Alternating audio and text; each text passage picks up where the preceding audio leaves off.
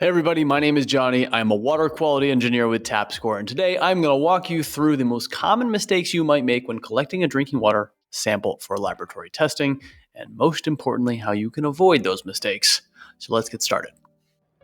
Collecting your sample from different taps.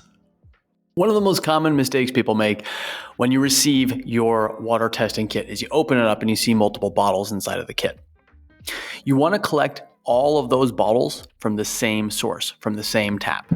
The reason for this is that each of those sampling bottles tests for different contaminants. One might be for coliform, one might be for metals, one might be for VOCs. You want to collect all of those samples from the same location. Don't go running upstairs to the bathroom and collecting one of them from the bathroom and another one from downstairs and another from the children's room. You want all of these samples collected from one tap so that you get one comprehensive report of all the things tested at that location. Not knowing which location to collect your sample.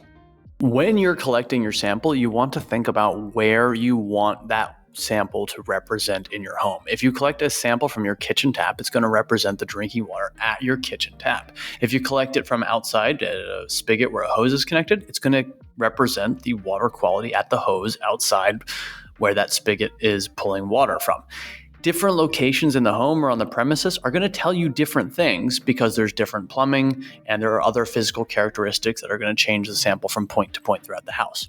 We always say one of the most common and smartest places to take a sample from is where you're consuming the most drinking water, which for most people is in the kitchen or at the kitchen tap. Not using every bottle in your test kit. This one might seem obvious, but we still sometimes receive samples where people don't actually fill up all the sampling containers.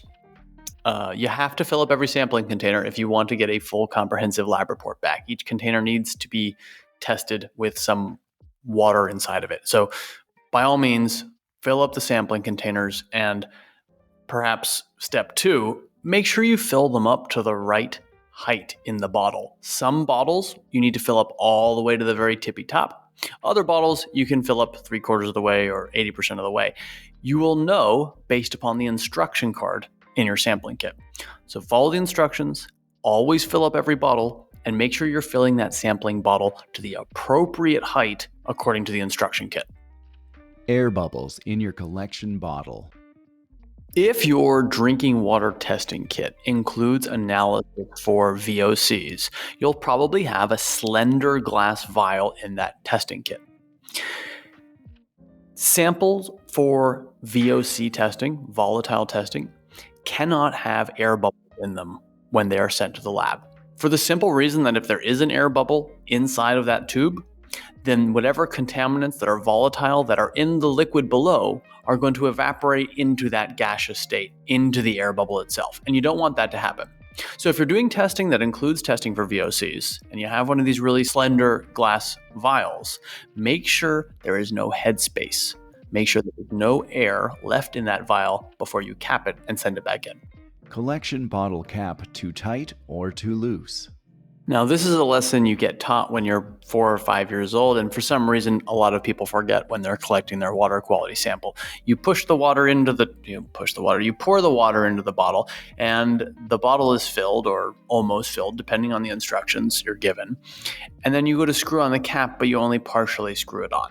Well, I can't tell you how many times samples arrive at the laboratory and they have spilled because the cap was not turned enough. So tighten your caps, don't over tighten it and shatter the glass or the plastic. Don't under tighten it so that the water seeps out.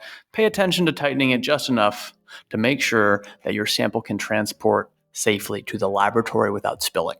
No matter how hard you try to be perfect, it is not uncommon to still make a mistake. We all make mistakes collecting water samples, and if you do find yourself making such a mistake and you don't know what to do next, I can tell you right here. Go onto our website, talk to the team on the live chat, or send us an email, and someone will get back to you very quickly and tell you exactly how best to remedy whatever problem has been created, or maybe it's not a problem at all.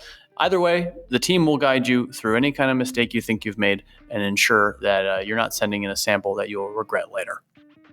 Stay tuned for part 2.